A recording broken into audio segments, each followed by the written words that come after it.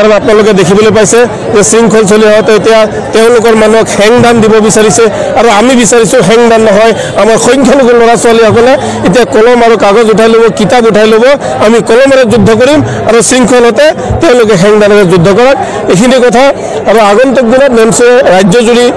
ভাল কাম কৰি যাব শৈক্ষিক দিশত সামাজিক দিশত অৰ্থনৈতিক দিশত কৃষকৰ ছাত্ৰত ৰাইজৰ ছাত্ৰত ছাত্ৰ ছাত্ৰী ছাত্ৰত শিক্ষকসকলৰ ছাত্ৰত মানে কাম কৰি যাব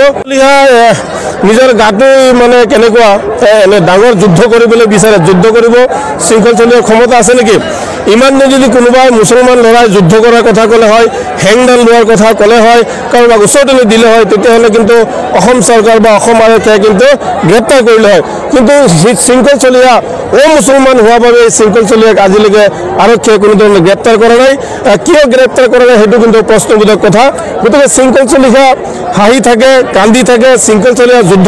কৰি থাকক আমাৰ কাম হৈছে সংখ্যালঘু সমাজখন